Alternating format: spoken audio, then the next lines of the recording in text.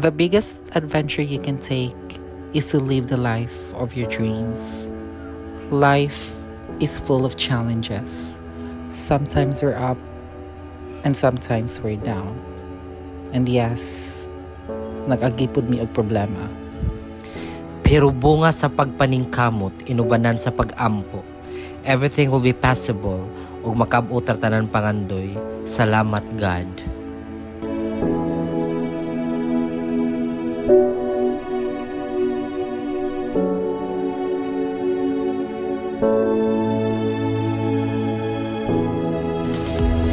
Hello mga kazazi! So we're actually arrived here at Moal Bual. So we will going to check sa amoang land nga napalit. So let's go!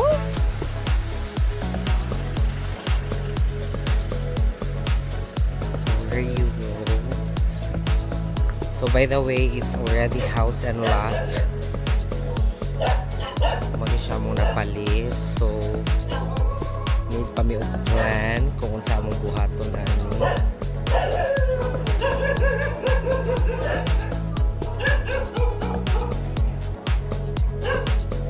So mag room check ta kay na daw siya 3 rooms.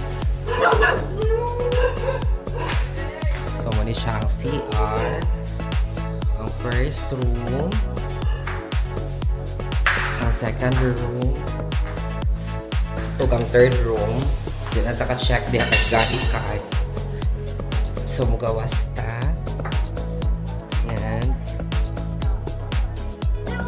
Mo ni lang kitchen.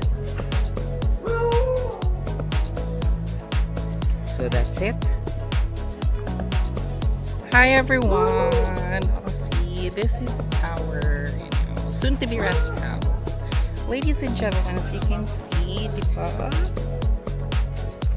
It's so wide. And as you can see. So, Adi Max, what can you say about our soon to be rest house?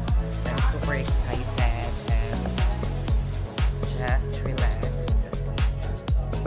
It will be surprise. Wow. So guys, diba? This is a place where we can say that it is ours already. And nindot siya, as in, kadang feeling nimo nga you have a house in a province where you can relax, where you can unwind if you feel intoxicated na sa city and that. Happy, of course. At the same time, na overwhelmed since this is one of our dreams and now we already achieved it. Diba? Like, achievement unlock again. So guys, see you later for an update. So as of now, mag-concept me, we're waiting for our contractor para at least akong ma-watcha.